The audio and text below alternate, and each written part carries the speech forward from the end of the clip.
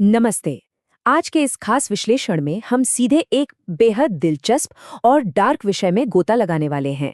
एक cinematic character manifesto का decoding, जिसे द विलेन्स क्रीड या एक खलनायक के उसूल कहा जा सकता है। ये मैनिफेस्टो भले ही बहुत छोटा है, लेकिन इसमें जो मनोवैज्ञानिक खौफ छिपा है वो सच में रोंगटे खड़े कर देने वाला है। एक ऐसा कैरेक्टर जो समाज के किसी भी नियम को नहीं मानता। तो चलिए बिना वक्त गवाए इसके हर एक पहलू को डिकोड करते हैं। शुरुआत ही देखिए कितनी जबरदस्त और रहस्यमयी है। शोर तो सिर्फ शुरुआत करता है।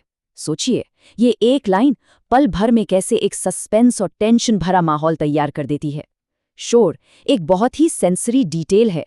ये हमें साफ साफ बताता है कि कुछ बहुत बड़ा होने वाला है।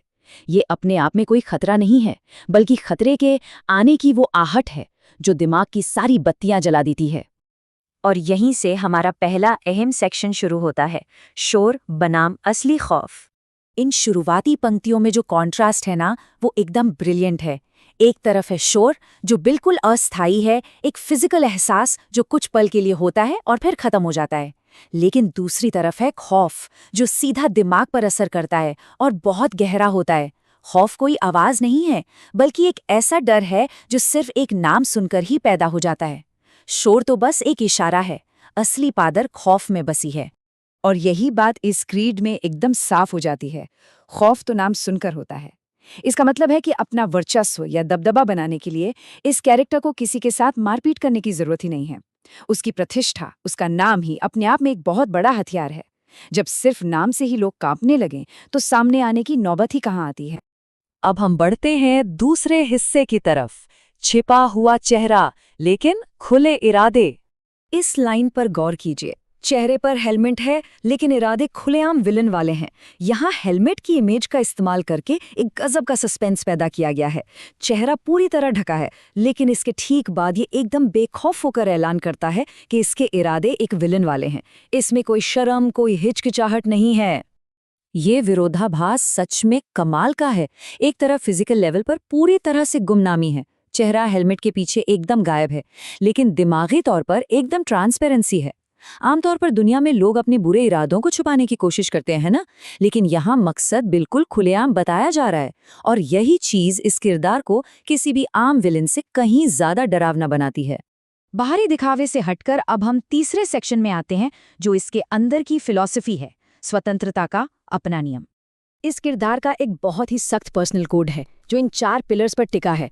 ना किसी का डर, ना किसी का सहारा, अपना रूल अलग और अपना स्टाइल अलग। ये सिर्फ शब्द नहीं है, बल्कि उसकी पूरी की पूरी मानसिकता का एक घोषणा पत्र है। ये बंदा किसी भी सामाजिक या मॉरल प्रेशर से पूरी तरह आज़ाद है।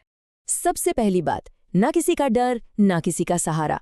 जब कोई बाहरी खतरों को पूरी तरह से नकार दे और किसी की मदद लेने से भी साफ मना कर दे, तो वो एक ऐसे मुकाम पर पहुंच जाता है जहां वो दुनिया से एकदम अलग थलग है, लेकिन अपने उस अकेलेपन में अविश्वसनीय रूप से ताकतवर है। यही अलगाव उसकी सबसे बड़ी ढाल है। और फिर आती है ये लाइन, अपना रूल अलग, अपना स्टाइल अलग। मतलब जो भी कायदे कानून हैं वो खुद इसके अपने बनाए हुए हैं। ये किसी और के सिस्टम को मानता ही नहीं है, बल्कि अपनी एक अलग डार्क दुनिया चलाता है, जिसका इकलौता शासक और कानून बनाने वाला वो खुद है। और ये सब हमें ले जाता है चौथे और सबसे खतरनाक हिस्से पर, अंतिम चेतावनी बनना। अगर कोई इस विलन के रास्ते में आने की हिमाकत करता है, तो उसके लिए एक बहुत ही सीधा और क्रूर 3 स्टेप का प्रोसेस तय है। पहला स्टेप, विलन के सामने आना। दूसरा स्टेप, एक कहानी बनने से रुक जाना। और तीसरा स्टेप, हमेशा के लिए एक चेतावनी बन जाना।